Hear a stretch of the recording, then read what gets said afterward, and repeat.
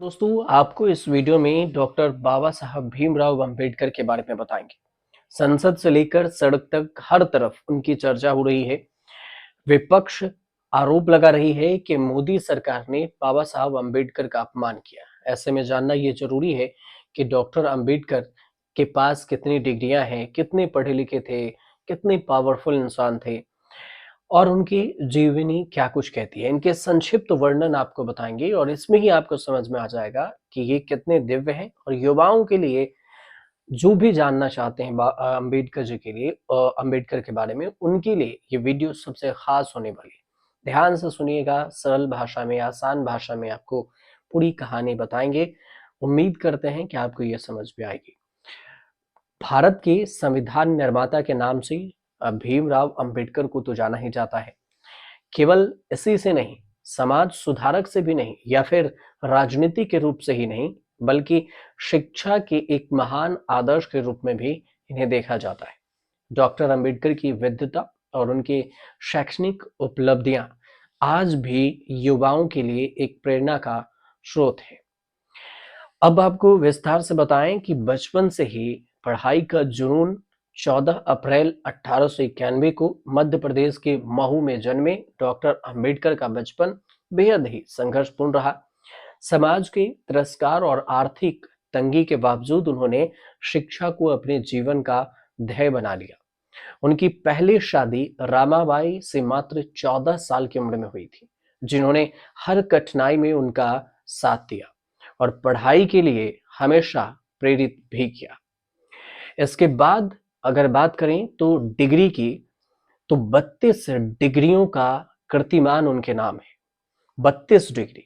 Doctor Ambedkar बचपन से ही पढ़ाई में काफी होशियार थे और एलिफिस्टन स्कूल से पढ़ाई की थी। बॉम्बे विश्वविद्यालय से अर्थशास्त्र और राजनीतिक विज्ञान में डिग्री ली। डॉक्टर अंबेडकर ने कुल 32 शैक्षणिक डिग्रियां हासिल की। अपने आप में एक ऐतिहासिक उपलब्धि है। उनकी पढ़ाई का जुनून उन्हें भारत से लेकर अमेरिका और ब्रिटेन तक ले गया। कोलंबिया यूनिवर्सिटी से एमए किया। पीएचडी करने के बाद उन्होंने लंदन स्कूल ऑफ इकोनॉमिक्स से मात्र 2 साल 3 महीने में 8 साल की पढ़ाई पूरी कर दी। डॉक्टर ऑफ साइंस की डिग्री हासिल की। यह डिग्री पाने वाले वह दुनिया के पहले व्यक्ति थे जिन्होंने डॉक्टर ऑफ साइंस में डिग्री ली। अंतर्राष्ट्रीय स्तर पर मान्यता जो कहें तो डॉक्टर अंबेडकर ने कई सारे विश्वविद्यालयों से एलएलडी, डीएससी और डीलिट जैसे उच्च डिग्रियां ली। Bombay university, Columbia university, London school of economics, Osmania university, Nagpur university, Aligarh Muslim university और बीएचयू जैसे प्रतिष्ठित संस्थानों ने उनकी विद्वता को सलाम किया। ये भी कहा जाता है कि डॉक्टर अंबेडकर को एक दो नहीं बल्कि 9 भाषाओं का ज्ञान था। इसके अलावा मृत्यु के समय डॉक्टर अंबेडकर के पास 30 से 35 हजार किताबें थी। किसी का पक्ष लेना और उसे ठीक से प्रस्तुत करना, आम बोलचाल की भाषा में किसी की वकालत करना कहलाता है। भारतीय संविधान के निर्माता बाबा साहब अंबेडकर, जो भीमराव अंबेडकर, एक जाने माने वकील भी थे। उन्होंने न केवल अपने मुवक्किलों के लिए वकालत की, बल्कि समानता, स्वतंत्रता और बंधुत्व के लोकतांत्रिक मूल्यों की भी वकालत की। इसलिए उनकी गिनती आज भी दुनिया के सर्वश्रेष्ठ वकीलों में होती है। आप देखिए कि उनके पास कितनी डिग्रियां, वकील, कितने विलक्षण पुरुष थे। डॉक्टर अंबेडकर ने एक लक्ष्य को ध्यान में रखकर कानून की पढ़ाई की। उन्होंने जीवन भर उसी लक्ष्य के साथ काम भी किया। उन्होंने वकालत का पेशा पेशेवर उत्कृष्टता या उन्नति के लिए नहीं, बल्कि उस दौर में भारत के लगभग 6 करोड़ अछूतों और दबे कुचले दलितों को न्याय दिलाने के लिए चुना था। 14 अप्रैल की उनकी जन्म तिथि के मौके पर हम आपको ये भी जानकारी जो कुछ क्या कुछ हुआ था ये भी शेयर किए थे। इसके अलावा जो एक वीडियो थी उस पे हमने बनाया था, लेकिन इसके अलावा जो देखें तो वो कैसे अपने वकील के लिए कौन से प्रमुख मामलों में पैरवी किए, इस मामलों का नतीजा क्या रहा, उसमें से कुछ चुनिंदा मामले हैं जिसके बारे में आपको बताते हैं। अगर शिक्षा की बात करें पहले, तो आपको मैंने कुछ हिंट बता ही दिए थे। अब शुरू से समझिए। 1913 में बाबा साहब अम्बेडकर बम्बई के एलिफिंस्टन कॉलेज से स्नातक की डिग्री ली। इसके बाद अमेरिका गए, कोलंबिया विश्वविद्यालय गए। इसके लिए उन्होंने बड़ौदा के सयाजी राव गायकवाड़ महाराज से आर्थिक मदद ली, और यह आर्थिक मदद के बदले उन्हें बड़ौदा के राज परिवार के साथ एक अनुबंध करना पड़ा था। अमेरिका में पढ़ाई पूरी करने के बाद उन्हें बड़ौदा सरकार के अधीन नौकरी करनी थी। साल 1913 में वे अमेरिका पहुंचे। अमेरिका में उनका परिचय दुनिया भर के कई विचारक और उनकी विचारधाराओं से हुआ।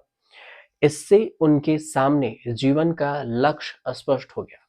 अमेरिका में पढ़ाई के दौरान कई जगहों पर इस बात का जिक्र मिलता है आज भी कि 18-18 घंटे तक पढ़ाई किया करते थे, और इस अवधि के दौरान उन्होंने अर्थशास्त्र, समाजशास्त्र, राजनीतिक विज्ञान, एथिक्स और मानव विज्ञान का अध्ययन किया। 1915 में भारत का प्राचीन व्यापार विश्व भर में थीसिस प्रस्तुत करने के बाद उन्होंने एमए की डिग्री हासिल की। 1916 में उन्होंने भारत का राष्ट्रीय लाभांश थीसिस प्रस्तुत किया, पेश किया। अब डॉक्टर अंबेडकर जितना पढ़ रहे थे, उतना ही उनके पढ़ने और जानने की भूख बढ़ रही थी। उन्होंने बड़ौदा के महाराज सयाजी राव गायकवाड़ से आगे की पढ़ाई करने की अनुमति मांगी, और उन्हें वह अनुमति भी मिल गई। इसके बाद वो अर्थशास्त्र और कानून की उच्च शिक्षा हासिल करने के लिए लंदन पहुंच गए। उन्होंने अर्थशास्त्र में शिक्षा के लिए लंदन स्कूल ऑफ इकोनॉमिक्स में दाखिला लिया, एडमिशन ली, जबकि कानून की पढ़ाई के लिए ग्रेज इन में एडमिशन लिया। 1917 में बड़ौदा सरकार की जो छात्रवृत्ति थी, स्कॉलरशिप थी, वो उन्हें मिली, और अफसोस के साथ उन्हें अपनी पढ़ाई बीच में ही छोड़नी पड़ी। इस बीच उनके परिवार को आर्थिक मुश्किलों का सामना भी करना पड़ा था, और इस स्थिति को देखते हुए अंबेडकर ने भारत लौटने का फैसला किया। ये भी कहा जाता है कि उन्होंने बड़ौदा सरकार के लिए काम करना शुरू कर दिया। वहां उन्हें अन्य कर्मचारियों से अधिक जातिगत भेदभाव सहना पड़ा, यहाँ तक कि बड़ौदा में रहने के लिए जगह ढूंढने में भी उन्हें मुश्किलों का सामना करना पड़ा। फिर उन्होंने मुंबई वापस लौटने का फैसला लिया। बड़ौदा सरकार के साथ काम करने के लिए अपने अनुभव के बारे में अंबेडकर ने अपनी जो ऑटोबायोग्राफी है, आत्मकथा है, उसमें लिखा है कि मेरे पिता ने मुझे पहले ही कह दिया था कि इस जगह काम मत करना। शायद उन्हें इस बात का अंदाजा था वहां मेरे साथ कैसा व्यवहार होगा। ये उन्होंने ऑटोबायोग्राफी में लिखे हैं। दलितों के उत्थान के लिए भी उन्होंने काम किया है। 1917 में के अंत में अंबेडकर बम्बई के पहुंचे। वहां उन्होंने सीडेनहैम कॉलेज के प्रोफेसर पद पर आवेदन किया। कहने की जरूरत नहीं है कि वे वहां जल्दी ही लोकप्रिय प्रोफेसर भी हो गए। ये हमेशा बड़ी तैयारी के साथ पढ़ाई के लिए जाते थे, और उनकी तैयारी ऐसी होती थी कि क्लास से बाहर के छात्र भी उनके लेक्चर सुनने के लिए आते थे। 1919 की बात है। उन्होंने अछूत समाज की मुश्किलों को साउथ बोरो कमीशन के सामने पेश कर दिया, और इस मौके पर उनकी प्रतिभा झलकी, सबको दिखी। 1920 में उन्होंने अछूतों की दुर्दशा को दुनिया के सामने लाने के उद्देश्य से मुकनायक समाचार पत्र की शुरुआत की थी। आधिकारिक तौर पर एक तरह से अछूतों की वकालत शुरू कर दी थी 1920 में ही। लेकिन चूंकि सीडेनहैम कॉलेज की नौकरी सरकारी थी, इसीलिए वह उन पर कई बार पाबंदी भी लगाई गई, कई तरह की पाबंदियां थी। इसके चलते उन्होंने 1920 में प्रोफेसर पद से रिजाइन दे दिया और सीधे दलित मुक्ति के संघर्ष में कूद पड़े। अब बात इसी साल थी, 1920 की ये कहानी है। मानगांव में जाति बहिष्कृत वर्गों का एक सम्मेलन आयोजित किया गया था। हिंसा भड़क गई थी, और छत्रपति शाहू जी महाराज ने कहा था कि बाबा साहब शोषित और वंचित के नेता होंगे, और यह बात सच भी साबित हुआ। कानून की पढ़ाई के लिए जब दोबारा वो लंदन पहुंचे, तो कुछ अजीबोगरीब वाकया भी हुआ। डॉक्टर अंबेडकर को अब तक यह एहसास हो गया था कि दलितों से जुड़े मुद्दे बेहद ही जटिल हैं। इसलिए उस पर काम करने के लिए व्यक्तिगत स्तर पर वकालत करनी शुरू कर दी और विधायिका में उन मुद्दों को ठीक से उठाना भी होगा। यही सोच कर वो कानून की डिग्री हासिल करने दोबारा लंदन पहुंचे। सितंबर 1920 की बात है। लंदन पहुंचने से पहले ही वे भारत में दलित नेता के तौर पर पहचान उनकी बन चुकी थी और यानी कि उन्हें अपनी चुनौती और भूमिका दोनों का एहसास था। अब यहीं से उनकी एक नई कहानी भी शुरू होती है। लंदन में रहने के दौरान उनका झुकाव कभी ड्रामा भी हुआ, ड्रामा की तरफ भी, ओपेरा थिएटर जैसी चीजों के प्रति भी नहीं रहा, लेकिन वे अपने अधिकतम समय लाइब्रेरी में बिताए जरूर थे। किफायत से रहने के लिए लंदन में हमेशा पैदल चलते थे कि कम में सब कुछ गुजारा हो जाए। खाने पर पैसे खर्च ना हो ये सोचकर कई बार भूखे भी रह जाते थे, लेकिन पढ़ाई पर उनका पूरा ध्यान लगता रहता था। लंदन में बाबा साहब अंबेडकर के रूममेट होते थे अस्नाडेकर। अस्नाडेकर वे अंबेडकर से कहते थे कि अरे अंबेडकर, रात बहुत हो गई है, कितनी देर तक पढ़ते रहोगे और तब तक जगे रहोगे, कब तक जगे रहोगे? अब आराम करो और सो जाओ। लेफ्टिनेंट धनंजय कीर की लिखी एक बुक है, डॉक्टर आम्बेडकर साहब की जीवनी पर उसका जिक्र किया गया है, उसमें मिलता है जानकारी। इसमें लिखा गया है कि आम्बेडकर अपने रूममेट को जवाब देते थे कि अरे मेरे पास खाने के लिए पैसे और सोने के लिए समय नहीं है, मुझे अपना कोर्स जल्द से जल्द पूरा करना है, कोई दूसरा रास्ता हमारे पास नहीं है। इससे ये भी पता चलता है कि डॉक्टर अंबेडकर अपने लक्ष्य के प्रति कितने प्रतिबद्ध थे, डेडिकेटेड थे। 1922 की बात है। कानून के सभी पाठ्यक्रम पूरे करने के बाद उन्हें ग्रेज इन में ही बार का सदस्य बनने के लिए आमंत्रित किया गया और अंबेडकर बैरिस्टर बन गए। यहाँ यह बताना भी आवश्यक है कि बाबा साहब ने एक ही समय में दो पाठ्यक्रम, दो कोर्स पूरे किए थे। ग्रेज इन में कानून की पढ़ाई के दौरान उन्होंने लंदन स्कूल ऑफ इकोनॉमिक्स से LSE में अर्थशास्त्र की डिग्री भी ली थी और उधर कानून भी पढ़ रहे थे। 1923 में लंदन स्कूल ऑफ इकोनॉमिक्स ने उनकी थीसिस को मान्यता दे दी और फिर उन्हें डॉक्टर ऑफ साइंस की उपाधि से सम्मानित किया। एक ही साल में वे डॉक्टर और बैरिस्टर दोनों बन गए थे। दोनों जगह से उन्होंने डिग्री हासिल कर ली थी, जबकि ये सुविधा अभी भारत में भी बाद में शुरू हुई, क्योंकि अभी सरकार ने इस पर कानून बनाया कि आप 2 डिग्री एक साथ ले सकते हैं।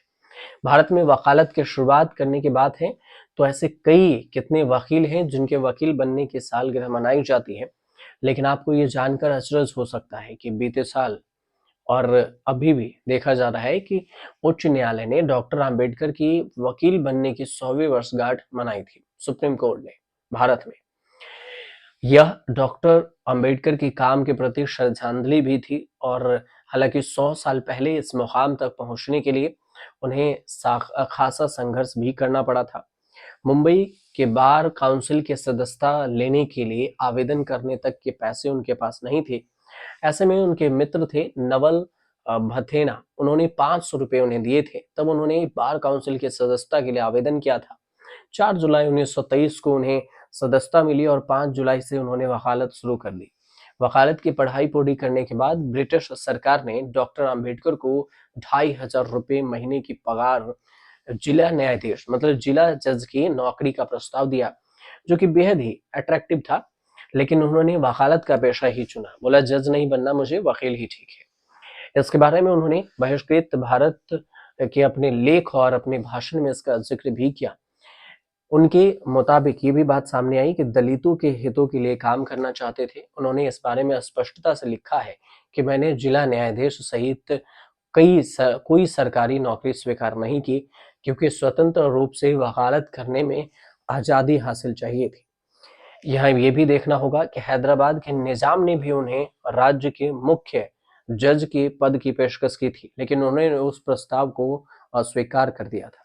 उस दौर में वकालत का पेशा मुख्य तौर पर सबसे ऊंचे और वर्चस्व रखने वाले जातियों पर आधारित था, क्योंकि उनके मामले मुख्य तौर पर उन्हीं से आते थे। उन्हें इस बात का अंदाजा था, लेकिन फिर भी उन्होंने वकालत करने का जोखिम उठाया। डॉक्टर अंबेडकर के वकालत के शुरुआती दिनों के बारे में धनंजय कीर अपने किताब में लिखते हैं कि उस दौर में आपकी त्वचा का रंग आपकी बुद्धि से ज्यादा चमकता था। छुआछूत का कलंक, समाज में दबी कुचली स्थिति, पेशे का नया होना और आसपास के असहयोगी माहौल ने उनकी वकालत को मुश्किल चुनौती में डाल दिया था। लेकिन उन्होंने हिम्मत नहीं हारी। इस मुश्किल परिस्थितियों में भी निचली और जिला अदालत में काम करते रहे। डॉक्टर अंबेडकर के बारे में कहा जाता है कि मुवक्किलों की स्थिति बेहद ही खस्ता हाल हुआ करती थी और वे गरीब खेतिहर या दिहाड़ी मजदूर हुआ करते थे। अंबेडकर उन लोगों को के मामले को गंभीरता से सुनते थे और उन्हें न्याय दिलाने की कोशिश करते थे जो बेहद ही गरीब थे। ये उन लोगों के साथ सामाजिक, आर्थिक और धार्मिकता के आधार पर किसी तरह का भेदभाव नहीं करते थे। उन्होंने सेक्स वर्कर को भी कानूनी सहायता दिलाने के लिए अपने दस्तावेज खोल रखे थे। वे किसी के साथ किसी भी तरह का पहले से भाव नहीं रखते थे। अगर आप किसी वकील के तौर पर सोचते हैं तो आपकी आंखों के सामने एक गंभीर चेहरे वाले व्यक्ति की छवि घूम जाती है, लेकिन बाबा साहब एक अनुशासित और प्रखर विद्वान होते हुए भी अपने मुवक्किल के साथ बहुत ही सहजता से व्यवहार करते थे। वे कई बार अपने मुवक्किल के साथ अपना खाना तक साझा करते थे। धनंजय कीर ने डॉक्टर अंबेडकर की जीवनी में लिखा है कि जैसे ही डॉक्टर अंबेडकर एक वकील के रूप में फेमस हुए तो गरीब लोग कानूनी मदद की आस में उनके पास जाने लगे। दलितों की पीड़ा और दुख देखकर उनका दिल और व्यथित हो गया और वे गरीबों का केस मुफ्त में ही लड़ने लगे। एक समय ऐसा भी था कि उस समय डॉक्टर अंबेडकर का घर गरीबों के लिए आशा का केंद्र बन गया था और एक दिन उनकी पत्नी रमाबाई जब घर में नहीं थी तो दो मुवक्किल आए। अंबेडकर ने न केवल उन्हें दिन का खाना खिलाया बल्कि रात में भी खुद अपने हाथों से बनाकर उन्हें खाना परोसा और वे खाना पकाने की कला में भी पारंगत थे।